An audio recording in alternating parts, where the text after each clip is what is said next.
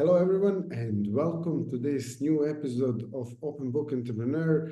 I'm thrilled that we have Rick with us here from all the way from lovely Texas, sunny Texas.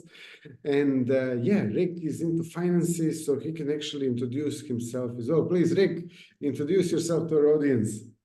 I'm Rick Salmeron. I'm an independent financial advisor in Dallas, Texas. Yes, sunny Texas, when it's really kind of cold today, but that's another story for another day. I love the title of this podcast, Open Book Thank you. Entrepreneur. I like to feel like I'm an open book. Even today, here I am. I've got a blazer on, yet I'm a Led Zeppelin fan, so I'm wearing a Led Zeppelin t-shirt. I'm a rock guy. I like rock and roll in the 70s and 80s. But again, that's another topic for another day. But I'm happy to be here, and thanks for having me, Tony. Exactly. Yeah, absolutely. So tell us, please, a little bit, because this podcast is about, as you mentioned, open book entrepreneur, and we're talking about, like sort of challenges that you're facing, good things that are happening in the hmm business, and the hmm tips and so on. So please tell us a little bit about what inspired you to start your own business. Well, I worked in corporate America for 4 years straight out of college. It didn't take that much long to realize this sucks. This existence is not good for me. I don't like the idea of working in a cubicle and playing the company politics. That just wasn't me. And fortunately, I was single. I was independent. I didn't have children. I wasn't married. I was flexible, but that doesn't mean that anyone cannot do this. Anyone can do this. They can make a decision to create a better life for themselves. And that's what I did when I was 25. I looked back and I thought, what could I do? What could I be? What kind of entrepreneur can I be? What do I like to do? What am I good at, et cetera? And that was a big question. What am I good at? What am I good at? When I want to be a successful entrepreneur, I want to do something that I'm good at, if not great at. And as I was telling you before we started recording the show, I started saving money when I was 8 years old. I remember that day. It was a weekend. It was a Saturday morning in Oklahoma City. My mother took me by the hand. She brought me to a savings and loan. We opened up an account with $20. 90 days later, I got a statement in the mail. That $20 grew to $20.15. I couldn't believe it. All I had to do was just leave my money there. It would do its own thing. I could carry on with my life. This was this is incredible. So that sparked a flame inside me. I did this pattern of behavior ever since that day. I bought my first house at age 22. I invested in my first stock at age 18. I maxed out on that company retirement plan when I started to work. These were natural to me. But I thought to myself, you know what? I'll bet these are not natural for a lot of people. They don't know what these secrets are to build and accumulate and preserve wealth. I could create a business to show people the ways to change their habits from the not so good habits to the really, really good habits and watch their balance sheet grow, watch their income grow. And when you grow your wealth, you grow your life. That's how I started this back in 1990. I opened up my own company in 2001, Salmeron Financial. And this is where I stand today, gosh, 20 something years later. It's been a fantastic ride and it continues to go way up. Wonderful! Wow, such an amazing story, and it's wonderful that at such a young age you were able to actually realize such a big potential in hmm making money in certain ways. So hmm yeah, well done on that. On top of that, so what actually motivates you to keep going in your business? Because obviously you've been in the business for some time, and hmm hmm as entrepreneurs, we go up and down every day and stuff. So hmm what's basically like what keeps you going and what keeps What keeps what keeps me going is my own personal discovery that I am a valuable person. And I've got something very, very valuable to offer individuals and people. If I didn't have that belief in myself, then I wouldn't keep going. What would be the purpose? What, there would be no why. I'm really good at this money part, the people sides of life. I've got a lot of great ideas. I've got a lot of great guidance. I've got a lot of great advice. I believe 100% that is extremely valuable, and it moves the needle of people's lives from one direction to another in a positive direction, where their money is headed in their future, not anyone else's. When I feel that way, and I do feel that way, that motivates me. This was a spark that I discovered years and years ago, Tony. I started in the business when I was 25 years old. I was young, and some people may be listening to this and saying, "Oh, well, lucky him. He started when he was so young. I'm not that age. I'm 55 or I'm 65 or something." Well, you know what the drawback was of me starting at 25? It was I was young. I was green behind the ears. I didn't have a whole lot of life experience that I do today.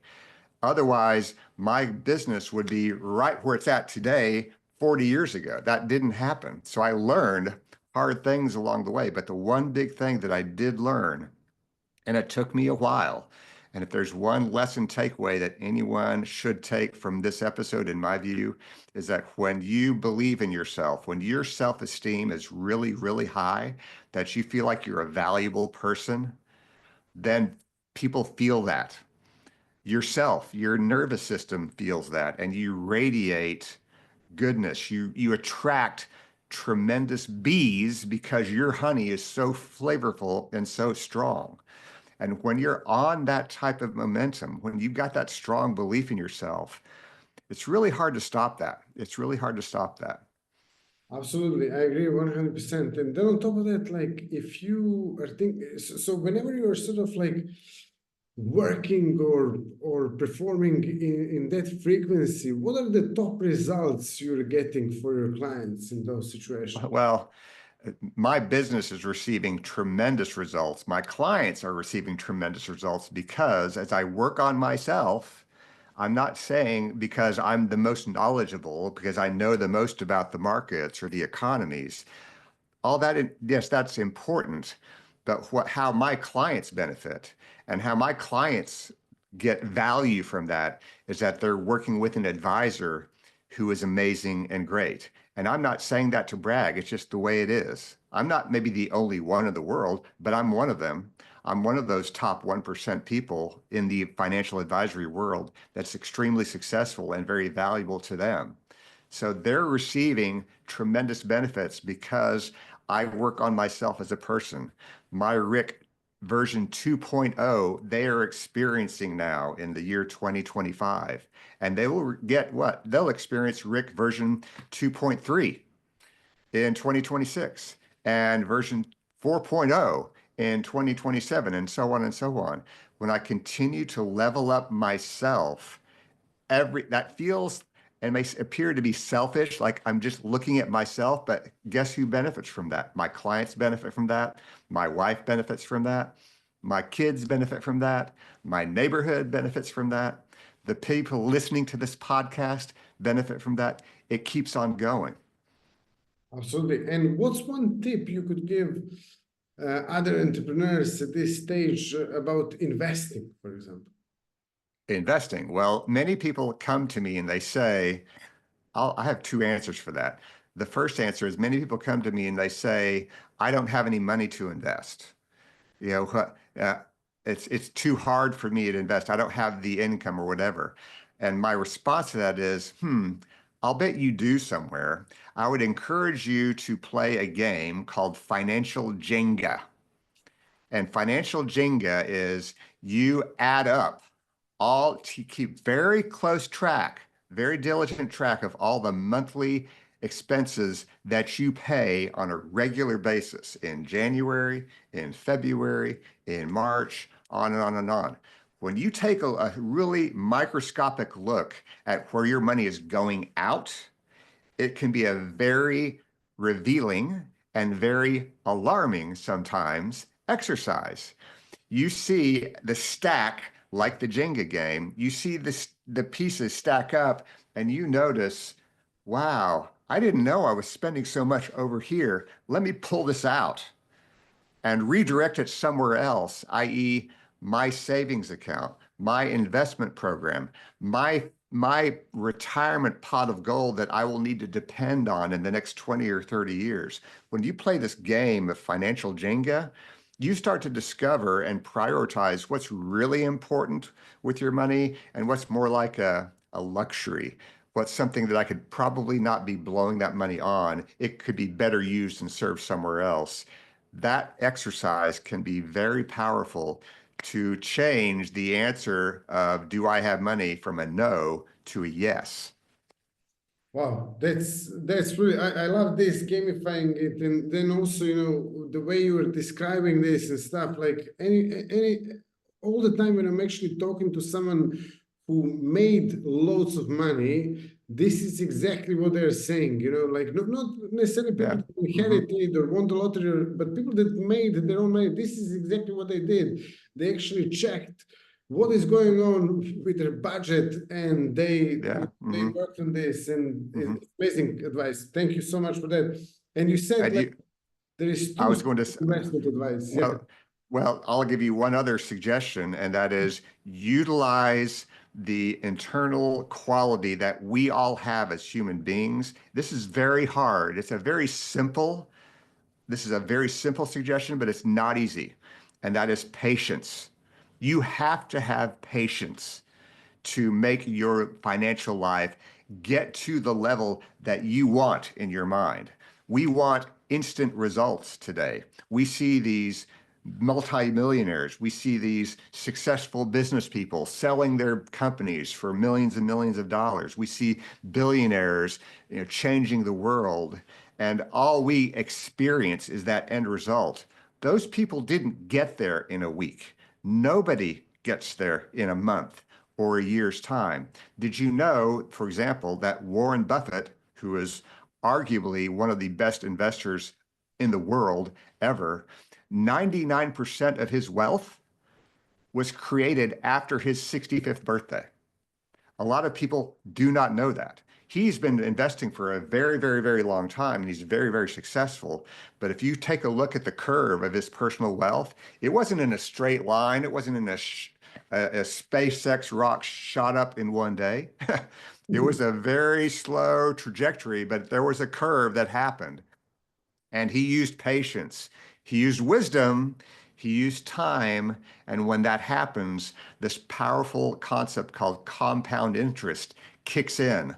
But it doesn't kick in a snap.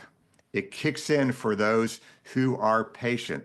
Patience gets rewarded in many, many ways, and this is one of those ways. Totally. Patience and discipline. Yeah, absolutely. Yes. Hmm. 100%, as you said. And so if someone wants to actually get in touch with you and find out a little bit more about you, like how they can do that? My website is salmeronfinancial.com, all one word. Google my name, but you can also check me out on Instagram, on LinkedIn, on Facebook, on YouTube. Just type in Rick Salmeron. You'll find me there. If you want additional ongoing inspiration on your social media outside of the pretty funny cat videos and the French croissants in the Paris cafe, and I love those, don't get me wrong.